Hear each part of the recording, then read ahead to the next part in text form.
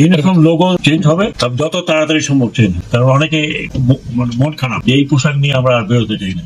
তাদের দাবি দেওয়াগুলো পড়েছি, অনেকগুলো জেনুইন দাবি দেওয়া আছে, কিছু লং টার্ম দাবি দেওয়া আছে। আমি প্রমিস করেছি যে সবকিছু আমরা কিছু কিছু জিনিস তো এখনই করা যাবে, কিছু কিছু জিনিস হয়তো লং টার্ম করা যাবে। তবে হ্যাঁ, পুলিশকে যেভাবে ইউজ করা হয়েছে, পুলিশের যতখানি না দোষ তার চেয়ে বেশি দোষ যারা কমান্ড দিয়েছে এটা করো পলিটিক্যাল লেভেলে, তাদের বিরুদ্ধে ব্যবস্থা নেওয়ার জন্য আমি ওনাকে বলেছি যে আমরা আলোচনা করব ক্যাবিনেট।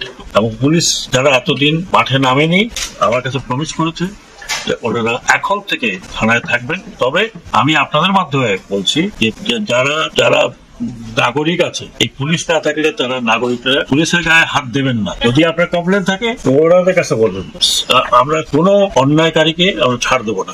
আমি ইভেন স্টুডেন্টের সাথে কথা বলি, তারাও বলেছে যে আমরা আমাদের সাথে পুলিশের কোনো বিরোধ নাই, যা হয়ে গেছে হয়ে গেছে। আমি পুলিশদেরকে এটাও বলেছি আপনারা ডিউটি করেন, আমি হয়তো আগামী সপ্তাহে, এই সপ্তাহে আমি ঘুষ পাবো না, আগামী সপ্তাহে ওনাদের সাথে লাঞ্চ করবো। আমরা ডিসাইড করেছি, আমরা ইনভেস্টিগেট করছি যে রংপুরের মামলাতে যারা যারা জড়িত তাদের বিরুদ্ধে কি ব্যবস্থা নেওয়া এবং অতি সত্তর হয়তো তাদের বিরুদ্ধে ব্যবস্থা নেওয়া হবে।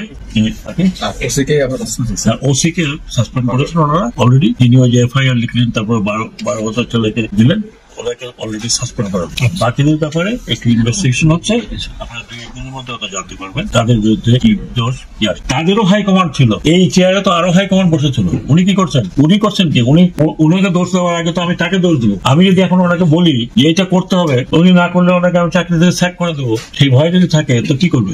ট্রাফিকের সাথে ছাত্ররা যদি থাকতে চায়, ইউনিফর্ম লোগো চেঞ্জ হবে, যত তাড়াতাড়ি সম্ভব চেঞ্জ। কারণ অনেকে মন খারাপ এই পোশাক নিয়ে আমরা আর বেরোতে চাই না।